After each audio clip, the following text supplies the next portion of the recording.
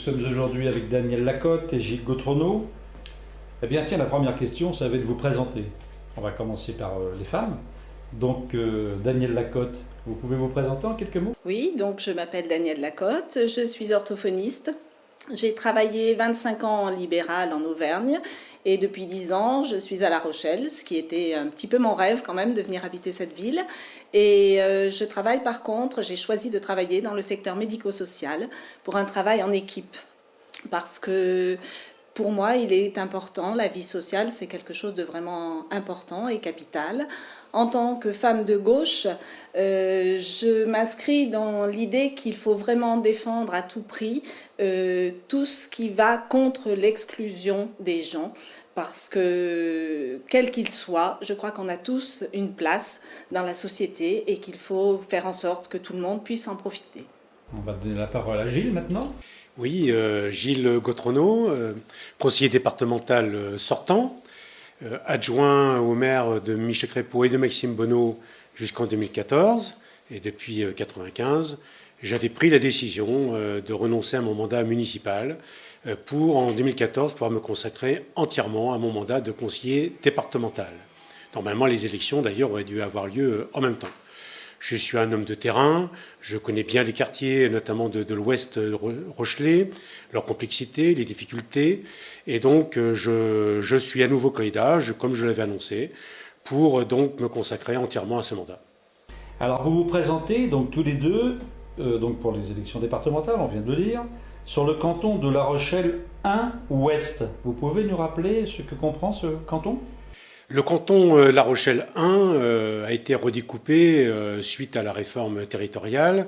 La Rochelle, maintenant, La Rochelle-Ville, comprend 3 cantons dans les limites territoriales de la commune. Et le canton de La Rochelle 1 comprend l'ancien canton sur lequel j'étais déjà élu, c'est-à-dire l'Alleu, la Palisse, la Rochellette, Portneuf, Saint-Maurice, et comprend d'autres cantons de l'ouest qui vont jusqu'à, je dirais, l'est de la ville, c'est-à-dire Fétilly, Mireuil et La Trompette. Pouvez-vous nous rappeler ce qu'est le rôle d'un conseiller départemental ? Le rôle d'un conseiller départemental, je pense qu'il faut d'abord resituer les choses dans le cadre des lois de décentralisation. Le législateur a voulu qu'il y ait différents niveaux de collectivité, la commune, le département, la région, et que chacun de ces niveaux ait des compétences bien précises, et qu'on évite, je dirais, un chevauchement entre les compétences de ces 3 collectivités. La commune s'occupe plutôt des équipements de proximité, état civil, cimetière, propreté urbaine, gestion des salles municipales, des gymnases, de la vie au quotidien des habitants. La région, à un niveau beaucoup plus au-dessus, s'occupe plutôt du développement économique, de l'aménagement du territoire, des transports ferroviaires, les fameux TER, tandis que le département, lui, s'occupe principalement de l'action sociale et des solidarités. Solidarité entre les hommes, personnes âgées, personnes handicapées, mais aussi solidarité entre les territoires. Et pour que ces solidarités puissent s'exprimer, le département était la bonne échelle, notamment entre le littoral, l'arrière-pays, le monde urbain, le monde rural. Donc le conseiller général a vraiment une fonction unique, comme le conseiller municipal a une fonction unique, et comme le conseiller régional a une fonction unique. Et une de nos volontés, avec Daniel, c'est précisément de dire un échelon, un élu, et donc de nous présenter que pour ce mandat de conseiller départemental. Daniel Lacotte, d'après vous, quelles sont les principales qualités dont doit faire preuve un conseiller départemental ? Alors, d'une part, je pense que nous sommes 2, parce que s'il n'avait pas été question d'un binôme, je ne me serais pas présentée de façon individuelle, parce que je pense que la seule bonne volonté en politique, c'est peut-être pas suffisant tout à fait quand même. Donc j'ai vraiment apprécié le fait de pouvoir me sentir épaulée par quelqu'un qui ait l'expérience de la politique. Moi j'ai une autre expérience qui est celle du terrain et je pense qu'on peut ainsi essayer de remettre un petit peu de sens dans l'action politique et changer un petit peu les pratiques en apportant un petit peu de concret, parce que je crois que des fois il est bon de relier un petit peu la vie des gens et les décisions politiques. Gilles Gautrono. Et les qualités sont d'abord des qualités humaines. Il faut, j'ai envie de dire tout simplement, il faut aimer les gens. La principale compétence du département, c'est l'action sociale, c'est la solidarité. Si on fonctionne comme un technocrate, si on voit ça à base de règlements, à base de simplement de prestations, je pense qu'on passe à côté.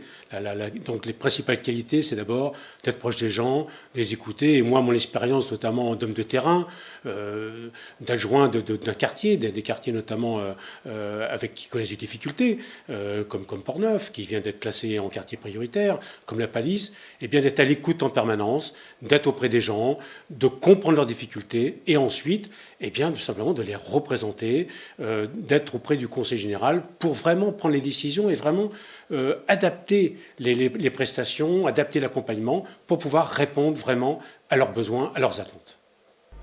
Alors, si vous êtes élu, quelles seront les premières priorités que vous allez développer sur ce canton ? Eh bien, notre canton est très diversifié, notamment au niveau de la population. Il y a une mixité sociale qui, pour moi, est une vraie richesse dont il faut savoir bénéficier. Nous avons quand même 3 quartiers prioritaires, que sont Mireuil, la Palisse et Port-Neuf, qui connaissent des difficultés au niveau de l'emploi, au niveau de l'insertion. Moi, mes objectifs, c'est d'aider d'abord au vivre ensemble, dans le respect des uns des autres. Et ça veut dire ça aussi que nous avons tous des droits, mais aussi des devoirs les uns vis-à-vis des autres. Je pense qu'il serait important que chacun se regarde avec un peu plus d'estime et par exemple qu'on ne regarde plus l'autre comme un bénéficiaire abusif de prestations par rapport à l'action sociale. L'action sociale, pour moi, c'est un investissement sur le vivre ensemble. N'oublions pas que nous pouvons tous être concernés à un moment de notre vie. Les accidents de la vie, ça n'arrive pas qu'aux autres. N'oublions pas que cette redistribution de l'impôt, c'est aussi une richesse parce que ça crée aussi des emplois de proximité et qui sont non délocalisables. Daniel vient effectivement de rappeler la priorité, je dirais la priorité des priorités en quelque sorte, celle autour de l'action sociale et de répondre aux attentes et aux besoins de chacun, lutter contre l'exclusion, contre l'isolement.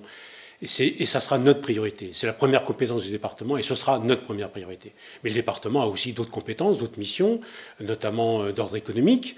Et là, je crois que notre canton, qui a quand même abrite les principales zones d'activité économique de La Rochelle, les zones de Chef de Baie, les zones de la Palisse, de la Repentie, qui comprend le port de commerce, qui comprend le port de pêche, et bien effectivement le développement économique, l'aide à l'implantation des entreprises, à l'immobilier, qui est notamment une des actions que peut mener le département, j'y serai tout à fait attentif et nous y prendrons, ça sera également une priorité parce que quand même le développement économique, derrière, c'est l'emploi et c'est également des possibilités d'insertion. Il y a aussi d'autres actions, la protection des côtes.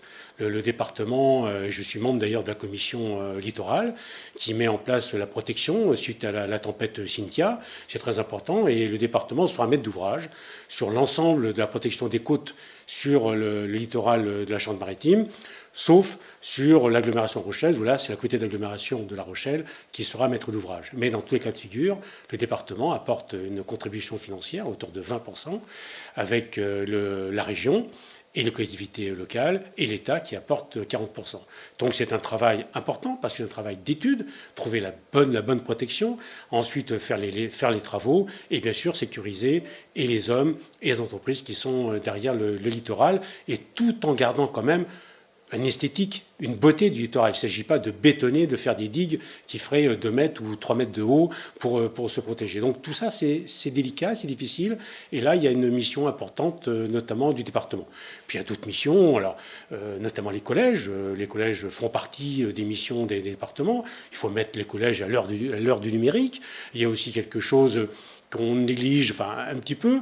Nous sommes urbains, mais il y a quand même l'agriculture, notamment au travers du développement de la filière bio. Je pense qu'il est fondamental pour nos enfants d'instaurer une filière bio et qu'ils puissent se nourrir, notamment au moment de la restauration scolaire, d'instaurer vraiment le bio. Et également, dans les établissements par personnes âgées, qu'il puisse y avoir une filière bio qui puisse également être servie et être profitable à tout le monde, parce que la santé, ça fait partie aussi du bien vivre et du bien vivre ensemble pour tout le monde. Voilà. Donc, il y aura aussi des priorités de grands projets d'infrastructures, notamment il faut continuer à désenclaver La Rochelle, l'agglomération rochelaise, désenclaver le département.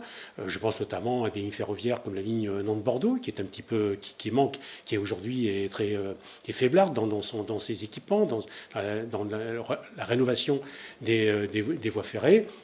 Le développement du port de commerce également, comme je dis tout à l'heure, et puis les infrastructures, notamment le développement du haut débit, car il faut bien sûr que notre département, toute entreprise aujourd'hui, il n'y a pas chef d'entreprise qui ne vient pas s'installer quelque part, dont la première question est: est-ce que j'ai accès au haut débit? Est-ce que tout mon Internet va bien fonctionner? Donc voilà, ce sont des choses qui sont fondamentales. Et puis je terminerai parce que nous sommes un département touristique, on ne peut pas l'oublier. Mais en même temps, je ne dis pas que j'ai gardé pour la fin volontairement, mais on ne peut pas non plus être qu'un département touristique. Mais il est évident que la promotion du tourisme fera aussi partie de nos priorités. Vous parlez de Bordeaux. Pensez-vous que le nouveau découpage régional aura un effet positif sur le département de la Charente-Maritime ? Positif, je pense. Je crois que de toute façon, cette volonté de réunir en grande région ne peut être sur certains domaines de champ de compétences, d'aménagement du territoire, de répartition, de péréquation, de redistribution des richesses. Ça ne peut être que positif. Mais il ne faut pas tout attendre de la capitale, une capitale régionale. Il faut d'abord toujours se développer par soi-même, trouver ses propres ressources. Il ne faut pas tout attendre des autres. Et hier, on savait se développer. On ne se développait pas à l'ombre de Poitiers, on se développait à côté de Poitiers, avec Niort, avec Angoulême. Demain, on se développera également avec Poitiers, avec Limoges, avec d'autres capitales du sud-ouest et avec Bordeaux. Et puis, je dirais de la même manière qu'on savait travailler en intelligence, par exemple avec l'université de La Rochelle, a créé une communauté universitaire avec Poitiers, avec Limoges, avec Tours, avec Orléans. Cette communauté va subsister. Elle ne va pas aller plus vers Bordeaux demain qu'elle était hier. Par contre, on a un port de commerce. Un port de commerce, il y a aussi un port au Verdon. Et bien, plutôt que se combattre, on va chercher une complémentarité. Et je pense qu'il peut y avoir des intérêts, des atouts à se développer ensemble et en sachant chacun va développer ses atouts. Et puis, au contraire, gommer, se servir de Bordeaux et d'une capitale, d'une grande région, pour gommer un petit peu nos faiblesses, mais surtout développer nos atouts. Daniel Lacotte, les Français éprouvent de plus en plus de difficultés dans leur vie de tous les jours. Ne pensez-vous pas que cette élection pour les départementales aura plutôt un impact national ? Alors, c'est possible que ce soit une élection défouloir, mais je pense qu'il faut qu'on devienne très très vigilant par rapport à ça, parce que ça ne rapportera pas forcément aux personnes qui le pensent et qui votent pour des extrêmes qui, à mon avis, sont très dangereux. Moi, mon idée, effectivement, c'est de lutter contre toutes les exclusions, donc c'est accepter de fait que tout le monde ait sa place. Et je crois qu'il faut qu'on fasse attention parce que le rejet des uns ou des autres, d'une façon ou d'une autre, ce n'est pas très constructif. Et je pense qu'il faut plus qu'on relève tous les manches et puis qu'on essaye de travailler ensemble, qu'on donne du sens aussi à l'action politique et à l'action sociale parce que il me semble que on ne parle pas non plus toujours de choses très concrètes pour les gens et la vie de tous les jours, c'est du quotidien, c'est des choses concrètes. Par ailleurs, on va avoir aussi une parité et je pense que ça c'est très important parce qu'il va donc venir quand même beaucoup de femmes dans cette assemblée. Ça va être exemplaire en France puisque ce sera la première institution qui va fonctionner comme ça. Et je pense que peut-être on aura aussi un regard un petit peu neuf et un petit peu différent puisque de toute façon ça va changer la composante de l'assemblée actuelle. Et puis ensuite il va y avoir une élection qui va être faite pour 6 ans. Donc, avec les mêmes personnes qui resteront pendant 6 ans. Donc, peut-être que ce sera plus facile aussi de construire quelque chose sur 6 ans qu'avec 3 ans, et puis on abandonne et il revient d'autres gens, et ainsi de suite. Moi, j'ai bon espoir qu'on puisse faire des choses, et puis j'engage vraiment les gens à ne pas abandonner, parce qu'il faut aller voter. C'est quand même quelque chose qui a été acquis de grandes luttes par nos parents ou nos grands-parents. Et je pense qu'il faut aussi penser à ça et respecter ça.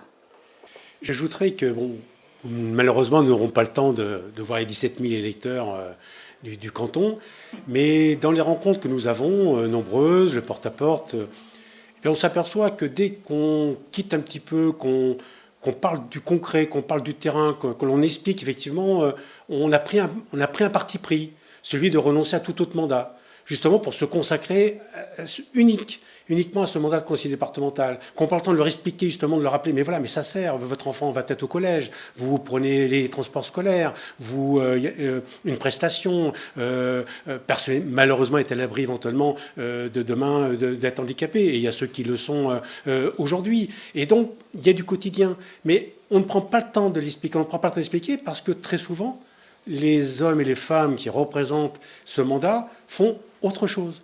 Et donc, on ne les perçoit, on ne les voit que par rapport à cette autre chose qu'ils font. Et nous, on a fait le parti pris de dire on va faire que ce mandat, ce qui nous permettra en permanence de revenir vers les habitants, de leur expliquer ce que l'on fait, de faire un bilan de mandat régulièrement, tous les ans, de faire des permanences. Ils viendront nous voir sur les sujets qui les préoccupent, et donc nous repérerons bien comme étant le département. Et en même temps, là, on fera un petit peu œuvre pédagogique. Ça permettra de bien expliquer ce qui se passe. Et par exemple, de dire, ben non, ce qui se passe au département, quand la majorité départementale augmente les impôts locaux, ben nous, on s'est opposé, on peut faire, il y a une autre politique, et ça ne concerne pas le national, c'est vous, c'est du concret, c'est pour votre ville, c'est pour votre département. Quand, par exemple, on choisit de faire tel choix d'investissement, et que nous, on en ferait un autre, je vais prendre un exemple au hasard. On a pu vouloir investir plusieurs millions d'euros dans le grand projet européen de la ligne LGV. Nous, au département, plusieurs, dont moi-même, ont plaidé plutôt pour que cet argent soit investi dans de l'aide aux communes pour dire, à condition qu'ils investissent dans des travaux d'équipement, ce qui aurait donné de l'emploi à la filière du bâtiment local. C'est-à-dire que l'argent local serait allé au développement local et donc à l'emploi local. Ça, ce sont des choix, ce sont des priorités. Et finalement, on s'aperçoit que quand on prend le temps en 5 minutes de discuter de ça simplement par quelques exemples avec les personnes que nous rencontrons, eh bien, elles deviennent intéressées, elles comprennent un peu mieux, elles oublient un petit peu, c'est vrai, un petit peu le côté un peu désabusé qu'ils ont au regard de la politique nationale, et ils s'aperçoivent qu'avec des gens qu'ils connaissent, parce qu'ils nous connaissent, parce qu'ils nous ont déjà rencontrés, et puis avec sur les sujets locaux, et bien que ça peut à nouveau les intéresser, et effectivement leur donner envie de voter le 22 mars. Alors, vous n'êtes pas les seuls à vous présenter, bien entendu. Quels sont les atouts que vous avez entre vos mains, que les autres n'auraient pas? Pourquoi faut-il voter pour vous? Simplement, je pense d'abord qu'il y a une expérience. Il y a une expérience, moi en tant qu'élu, sortant du département, une expérience aussi municipale. Je connais les rouages, je connais les administrations, je suis un homme de terrain, on m'a toujours vu sur le terrain. Je suis cadre territorial. Daniel va le rappeler, mais chacun des 4 candidats, les 2 titulaires, les 2 remplaçants, ont une expérience professionnelle. Daniel Lacotte et Marie-Paul Guibert dans le domaine social et des solidarités. Donc on a une expérience. Et puis on a également un renouveau. Il y a un renouveau dans les pratiques. Cette décision, ce parti pris de se consacrer qu'à un seul mandat, donc pour pouvoir être totalement disponible auprès des habitants. Et puis d'adopter effectivement un langage plus direct, un langage plus clair. On ne fait pas de grandes promesses. On promet peu, mais on essaiera de tenir beaucoup, selon la formule notamment de Maxime Monod et de Michel Crépeau, qui est des maires qui ont su tenir ce genre de langage. Et je crois que c'est un petit peu ce qui nous différencie. Et je crois que ce sera le gage de la réussite et de l'efficacité dans notre mandat. Daniel Lacotte, vous avez donc 2 remplaçants. Vous pouvez nous les présenter en quelques mots? Alors, je vais vous présenter la mienne remplaçante, Marie-Paul Guibert. C'est une infirmière qui maintenant est formatrice d'autres infirmiers futurs. Elle connaît bien donc le terrain de l'action sociale aussi. C'est une personne, je crois, de conviction et qui par ailleurs a pour pour intérêt, pour son travail, de s'impliquer beaucoup au niveau aussi bien de la bientraitance, parce qu'elle s'est beaucoup occupée de personnes âgées, et ça c'est vraiment important. Et puis non seulement de la bientraitance, mais aussi de la prévention, parce que dans l'action sociale, effectivement, il y a des budgets qui vont pas forcément devenir plus grands et plus gros. On n'est pas dans une période très faste à ce sujet. Mais par contre, il y a peut-être aussi des actions de prévention qui peuvent être faites et qui aideraient aussi à peut-être à l'avenir coûter un petit peu moins cher. Et je pense qu'il faut qu'on pense vraiment dans une réorganisation de certaines choses, parce que il y a des aides qui sont données mais qui ne correspondent pas forcément toujours aux besoins réels des gens. Oui, moi je vais présenter Christophe Berthaud, mon remplaçant.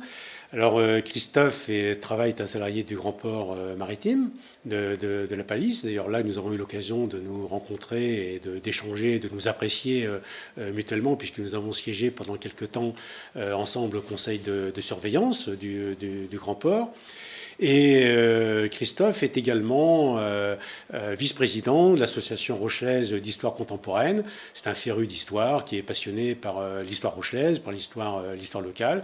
Et puis c'est un jeune papa qui est également très investi dans la vie associative des quartiers du canton, notamment à l'ESR, au niveau du football et d'autres activités. Il est également membre d'une AMAP, une AMAP, un circuit court qui met en valeur les produits agricoles des agriculteurs, des jeunes agriculteurs, notamment autour, en périphérie, en zone périurbaine.